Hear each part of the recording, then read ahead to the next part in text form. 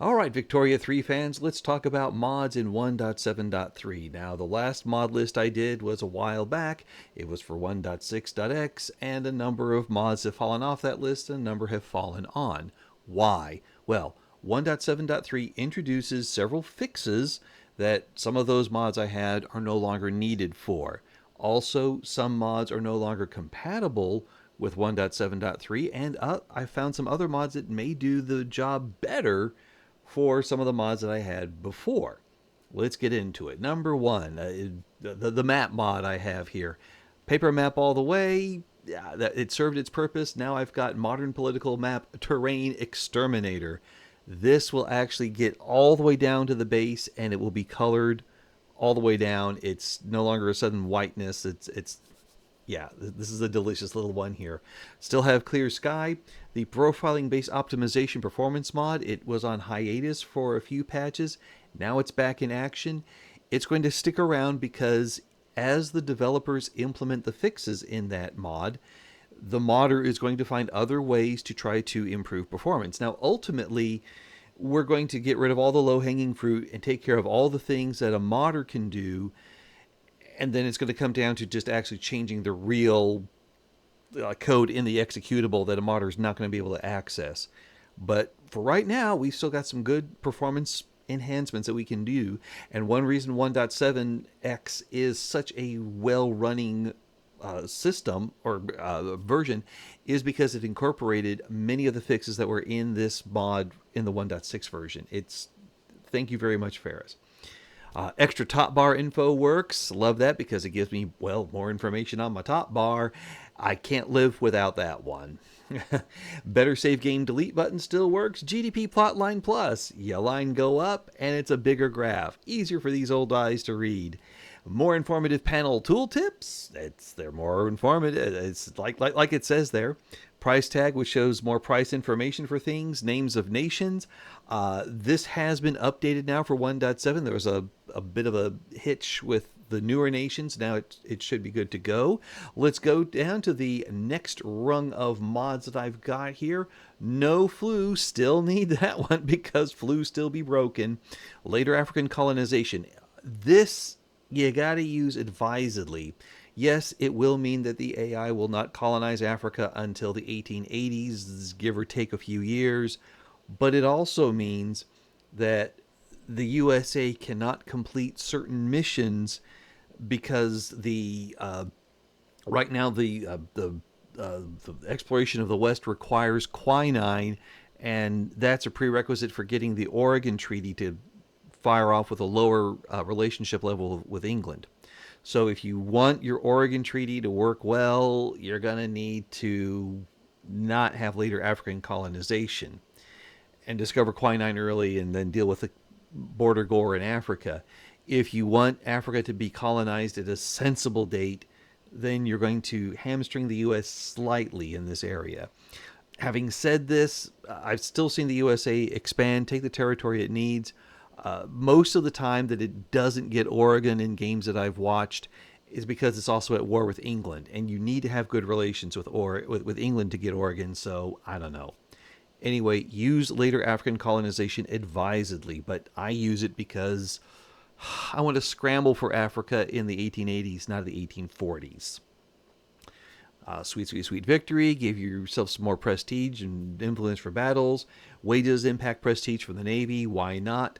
Famous infamy.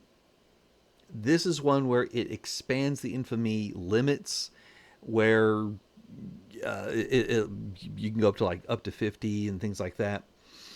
I yeah.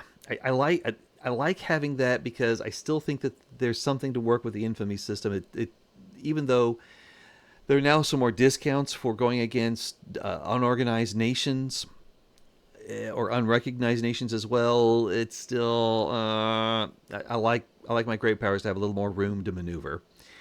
Federal Austria-Hungary works in 1.7. Improved Southern European trades is working. Cold water ports is working. These all change the map to give a little more flavor to it. Monroe Doctrine. This does work in 1.7 now, and it means if you try to start a play against a Latin American nation, the USA will step up and say, you want to come through me too? And if you don't really also want to fight the USA, you can back out and just go your way. It's more to keep the AI from getting grabby. However, power blocks can still extend peacefully into the area. And I think this is going to be historical, that the USA couldn't stop a conquest directly, but it had very little capability to stop a nation from choosing to join with another power if it so did. It would have to actually go in and make a protectorate itself, bash it around, things like that. I think that's okay. I think that's okay. But I still want to see just something generally in the game, the same as I do with Africa, something that takes into account Latin America and it having a special relationship with the United States and England, where there was more of a hands-off approach to it. Uh, South Asia could also use, or South and Southeast Asia could both use something there. The same kind of treatment we got for Central Asia in the Great Game. We need to see treatment for the Balkans, Africa, South and Southeast Asia, Latin America. And then I think we'll have some really awesomeness in the game. Give it some more time. We got another year and a half for these things to be added before we're at the 3 year mark. We're okay, it better be a good game by now, 3 years after release. And then we'll have another 10 years before the next version comes out if Victoria 2 is anything to go by. Let's see some more mods here. Liberate country as subject. This is now working, and that's a good thing. Raj fix, it's just something that makes it to where if your Raj becomes a protectorate, it doesn't screw up some other journal entries. Better natural harbor, Boxer Rebellion fix, welfare payments fix. These are all things that tune elements of the game, just like rarer, powerful interest groups, British Chartism. Let Me Lead is something if you're just getting really upset about how like sudden, like you have this big front and you've got this big doom stack of a unit with like 200 battalions. You're going, yeah, we're going to attack. And then one of your allies shows up with 2 battalions and a terrible commander going, we'll lead the way and borrow some of your troops and get our butts kicked. Yeah, let me lead. It's like, no, stop helping. You know, we'll take care of this. And military PM, the military production method AI fix. This helps the AI actually use the right military production methods. Stop helping me goes along with the let me lead, just to make sure that you've got that there. Know when to fold them. This is a great one. So when you occupy 100% of the territory, the guy your opponent taps out. Great thing there. It's not stink. Sink and stay sunk means when a fleet is knocked out of action, it stays out of action for a longer time instead of just immediately appearing and you're never getting a naval invasion off. Better decrees, changes some of the decrees, changes costs on them. I like that. Ideology spawn rate fixed is a good one there. Revolution pushes the reform. I have been using this one of late and it does work and it works wonderfully. So situation, you're playing France and you're trying to push presidential republic and then you've got a revolution started by the landowners saying we want to retain the monarchy and they go into revolution. Well, why does that law just stay in debate and spin around? No. If they're going to revolt and say, we want the monarchy, you're like, okay, fine, you can have a monarchy. We're going to pass presidential republic and kick your butts. Yeah. Or any other situation like that. If there's a revolution that kicks off, then that reform will go to a 100% chance of passing and it'll just keep going on and whatever stage it's in. It won't instantly pass, but it'll pass through each stage very quickly so you get the reform that they revolted against. Wave the flag and all that. Make my railway profitable again. It's updated for 1.7.3, so it includes the new ownership methods. Less reactionary beliefs. This is a carryover mod that I've had that allows you to, make interest groups less reactionary. And it helps to prevent a lot of revolutioning in the game. I'm still saying a lot of it, but I've got another one that fixes things, and I'll save that towards the end there, so don't bail on me now. Competitive AI economy. I playing with that one. It helps the AI do the economy better. I like that one. Let me resign. If you have an old cranky leader, you can click on a button that says he checks out and somebody new comes in. It's I mean, this is not Crusader Kings 3 where you hold onto the throne with grim death in your hand. You check out and let somebody who's capable take over. Trains give land trade. This has not been updated for 1.7, but I'm playing with it and it seems to be working okay. So shrug my shoulders. When the guy finally updates it, it's one that I like and I'll still be using it. Construction rework and 100 construction max per week allows things to work better for the AI. It also helps the human player, but it helps better.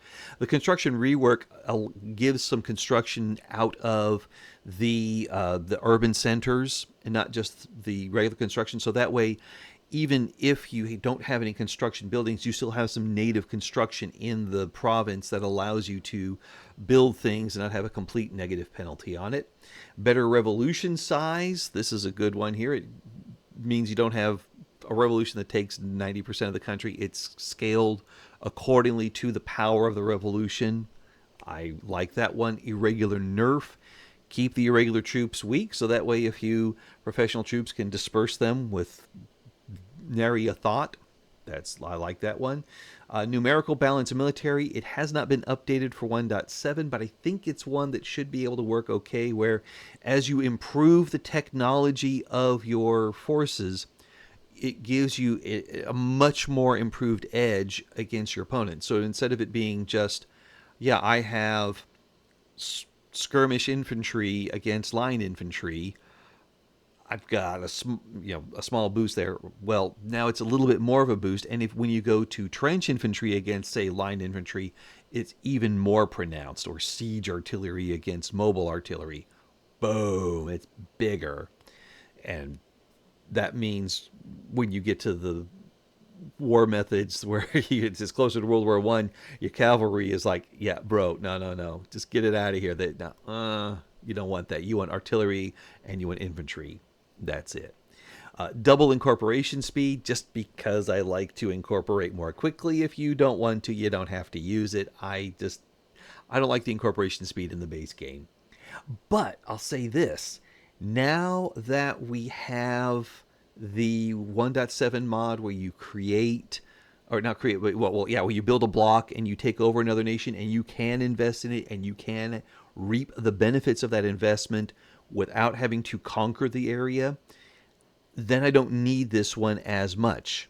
It could just fall off a future mod list because it's, just what's my core territory I'm going to incorporate, and what's not I'll make into a colony, and it'll be a puppet, and they can have their own government and they won't be disgruntled against me.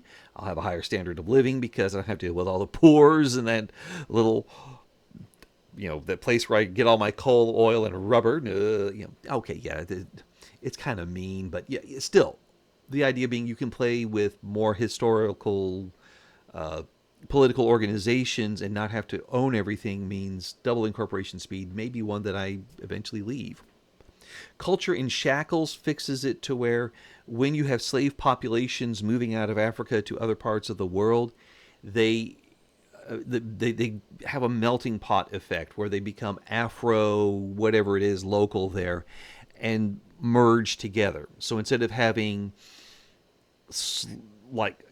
instead of having like an Afro-Brazilian population and then lacustrine Bantu and then fluvial Bantu and then all these other different groups are moving in, they're staying, all these different pops, just make them all Afro-Brazilian. It's for the sake of performance in the game. Let's just do that. That's what we have to do. I wish we could keep everybody identified and unique and have separate DNA being tracked for every single person in the game so we could do family trees if we wanted to, but that would impact performance negatively.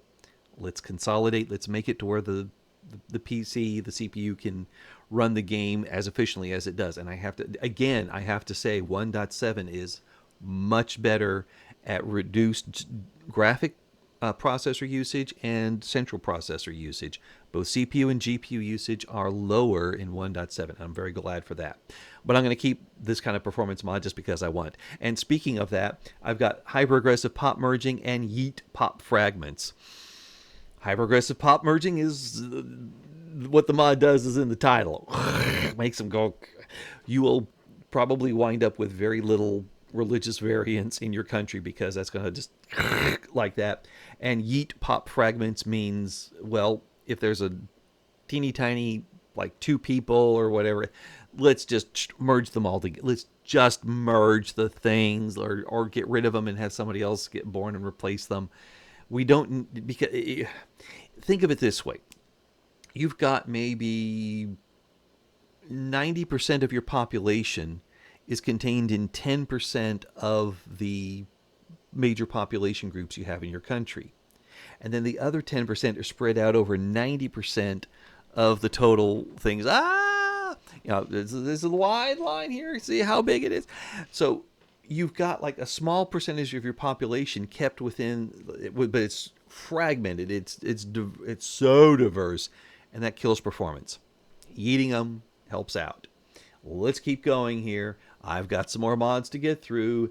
Urban center electricity generation. So when you first get electricity discovered, you can turn it on here, and then your urban centers will generate electricity. Just like I have that mod that generates construction in urban centers, this will get some electric, not all of it, but some of it. It's nice. Upgradable everything. This is for the AI. This way the AI can go from ironclads to destroyers to scout cruisers or whatever. I mean, okay, I got the wrong tree, but you get the point. They can go from ironclads to battleships to dreadnoughts, and then torpedo or monitors to torpedo boats to scout cruisers and all that. Because without this, the AI will just sit and go, I'm not going to tear down my navy in the middle of a war. I'm trying to be strong. If I tear down my navy and build up another one, I'll be caught flat-footed. So I'm promising myself that I will not upgrade my ironclads to battleships, and I will tear down and build up again. My worry is that I'm going to have to deal with population issues and firing people, so I get more peasants or people seeking jobs to shove on boats. But that sounds like a me problem, not an AI problem. This fixes the AI problem. Transportation not local, power plant not local, and power plant spam fix. Well, transportation power plants should not be local to that state. Let them expand over your nation, so you don't have these just mind-bending shortages, and you're playing whack-a-mole and you're looking at every state, clicking each one in turn. How much power do I have here? How much transportation do I have here? Okay, I need to build one more railway to get. I need to be one more power plant, but it's still too much for what I need there. And just build a power line. Extend your rail lines and let it all spill over. They're not tradable, which is good, but they will be in your market. This can lead to some oddness if you have a very large market, and I think I'm about to in my next game. But you deal with it. You built it. If you built it, you bought it. So fix it up there. Power plant spam fix just keeps it from where the AI doesn't say, "Oh, we're going to build 900 power plants right here." I'm like, what? Why? No. Okay. Trade rework. It's a rework of trade. It helps make it to where you can do more of it and your convoys are more efficient. It'll trade more. Visible shortage fix. This is back now. I missed it during 1.6 and it's back in 1.7. You'll see not just here's goods you have shortages in, but the numbers next to them. And when you see those numbers, you'll know, well, I'm down by 950. Each one of these factories makes 80, so I need to build about 12 or 13 if I want to be, or 10. However you want to do it. It's easier because you see the number and you can start doing the math right away instead of having to hover over it, subtract your input from your output. You'll just see the minus or the plus you have and know what you can trade. It's a great thing there. Fixed government throughput. It fixes government throughput to where if it's a government-owned building, it still has a throughput bonus. Because, yes, I know the state-owned businesses are less efficient than privately owned ones, but they're really not that much less efficient to where everything grinds to a complete halt. And we have to consider that in state-owned industries that don't have a completely dysfunctional state, things can run well. I know the free marketers put out a lot of propaganda, but sometimes it's propaganda. Don't be fooled. it can work well. So let's let them have that throughput. Battle of the Alamo. I am turning this one on because I want a Texas in my games. Uh, if I play Mexico or I want to see a stronger Mexico, yeah, I'll turn it off and knock them out. That being said, with this turned on, I've still seen every now and then Mexico conquering Texas. It's not 100%, but you're like, oh, well, gee, that mod didn't help them this time. Well, let's keep going here. Investment rights last longer. Good mod to have. It will now make it where the investment rights takes 5 years for a cooldown. So if you get that and you go, oh wait, no, I want to cancel. Okay, well, should have thought through that a little bit more effectively. But this also means that with 5 years, you don't have to worry about building just things that take less than 26 weeks to build before somebody cancels it on you. It will give you more time to build things up, and then you keep your rights that way. Railway automatic expansion fixed helps it to where if you auto expand your railways, things work better. I do this more for the AI. I myself do not auto expand my railways. I like to click on them at a time, but it helps the AI. It helps them.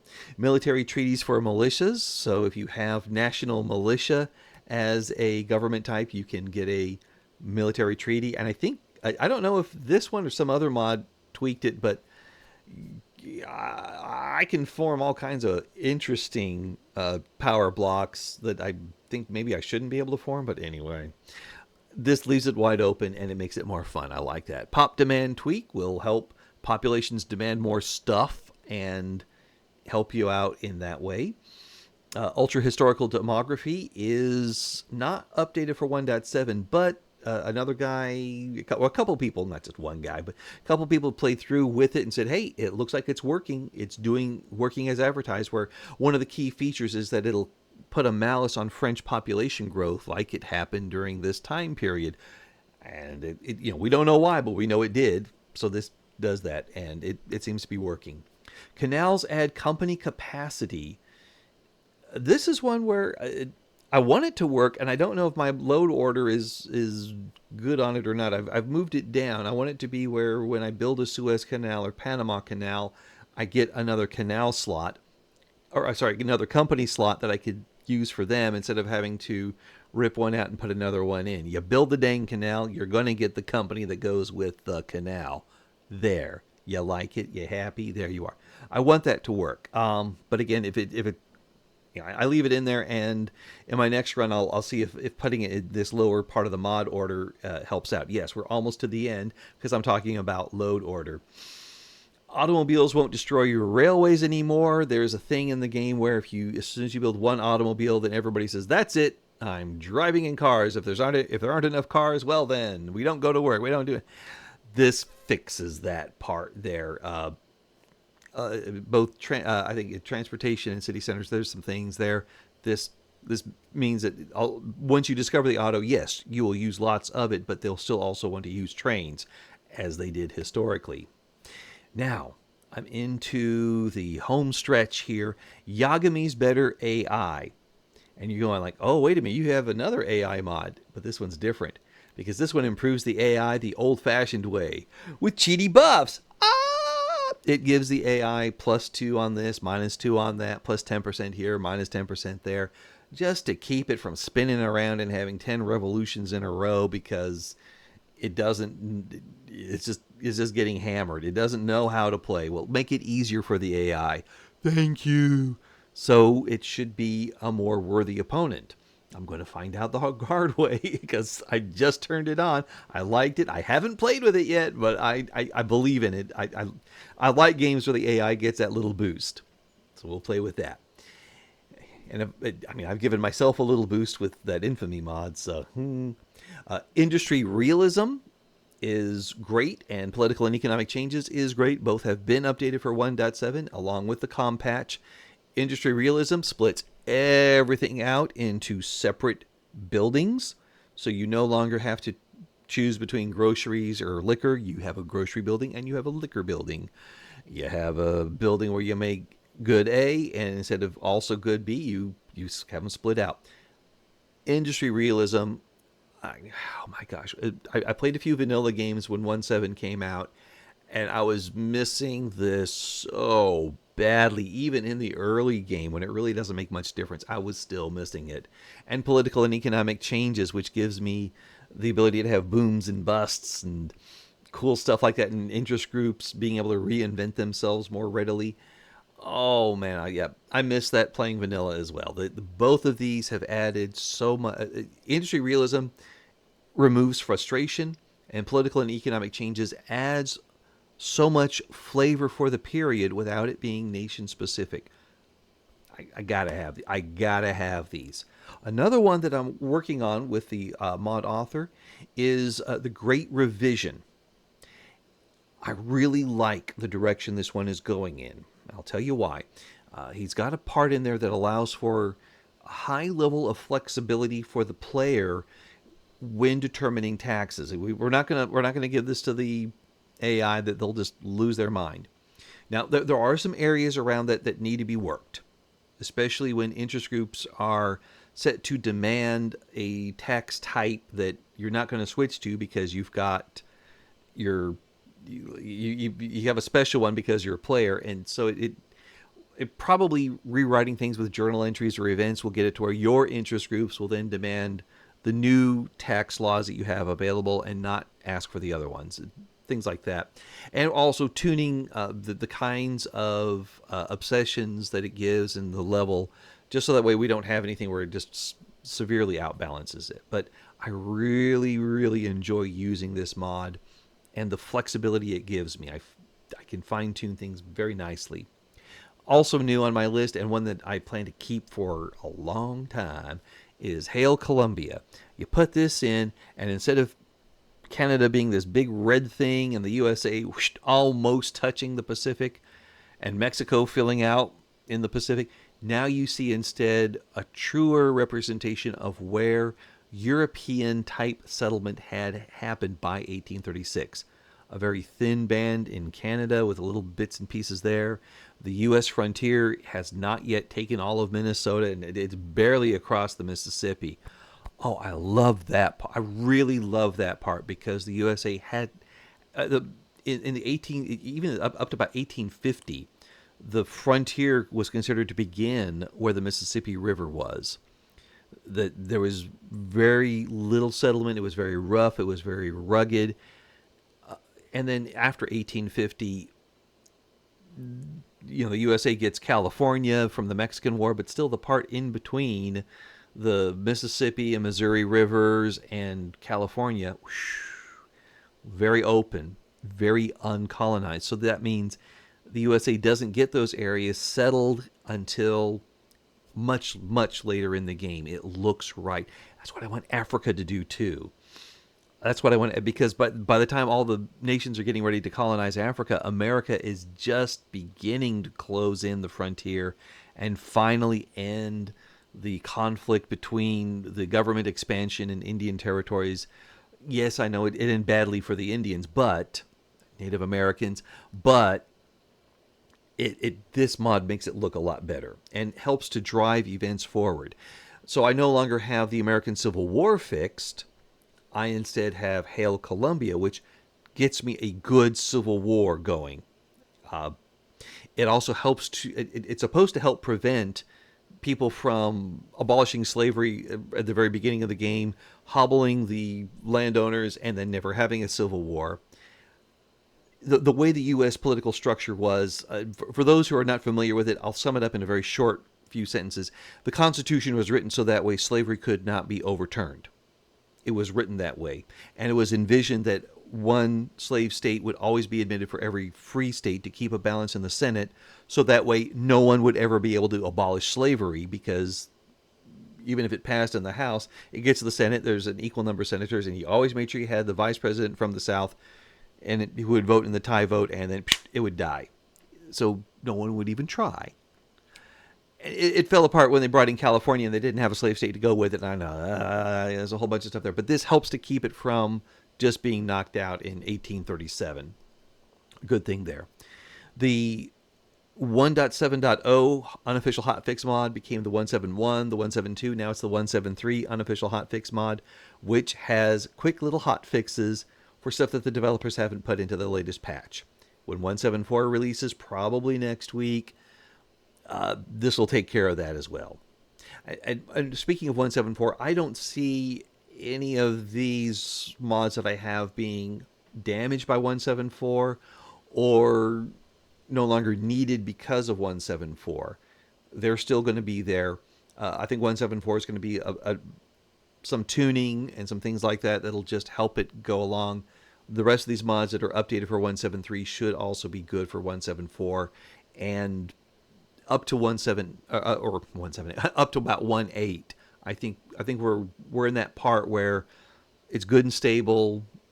Maybe a few more hot fixes, but not much more until the next big update. And 1.8 should be one of these updates where they look at performance and streamlining mechanics and adding a few touches here and there, fixing front lines again. Which, thank you, they've done a lot to fix them so far. And a little bit more wouldn't hurt, but not a lot of new content. The same way 1.6 was. So I think this is a pretty good mod set for the foreseeable future. Now, mods that I have that are disabled, choose map color.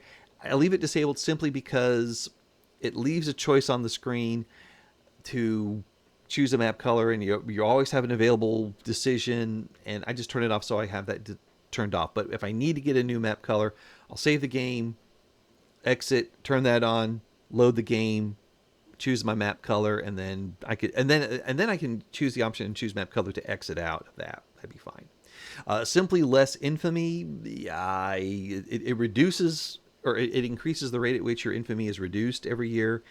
I've turned this off because it was getting a bit cheesy, not just for me, but also for the AI. So that's out. Advanced cheat menu 1.7 fix. I have that on my mod list, but I only turn it on when I absolutely need it. And then I've got two more mods that I am waiting for a 1.7 fix. Países Hispanos Mejorados, which I thought was great. But it's not yet ready for 1.7. So I have to hold off on there. I've got another guy on my Discord server who's trying to start writing some mods specifically for Mexico, some Mexican flavor mods. I may not need this one if his dream comes true and he's able to write that out. So fingers crossed. I would love that to happen. I am a Mexicophile, if you will. Somebody who loves Mexico. I love playing them. I love seeing them do well in my games. I'd like to see that happen. And Join Ongoing Wars is another mod that it's not been updated, and I want to wait for it until I turn it on. I've got as you can see in some of the other ones, they still have this triangle by them, but Join Ongoing Wars, because of all the diplomacy changes in 1.7, this is different. Ones that deal with trains or whatever, yeah, maybe although it made a lot of building changes, but a lot of these mods didn't get updated, don't need updating. This is one that I think will, so I'm going to hold off on that. But anyway, that's my mod list for 1.7.3, probably also .4. You go to my Discord channel, go to my Victoria 3 channel. I have it pinned at the very top. When I make updates to this list, I'll update that. May not do a big video for it, but I will update the list there. So come to my Discord server. You can get the mod list there. If you want to join in and then jump out again, hey, that's cool too. You want to join in and just mute everything and come back whenever it suits you, that suits me as well. But please do like, comment, and subscribe, because I am going to have more information on mods, and I've got an upcoming series about how we can, about the informal empire that France can build. I've been wanting to do this, and it's going to be called the Velvet Empire, and I'll have lots of history in there as I play. It really will be playing the game, not just talking about the mods. But hey, you enjoy the game, you have fun with it, you enjoy these mods. See ya on the flip side. May all your diplomatic plays go the way you want them to. Bye for now.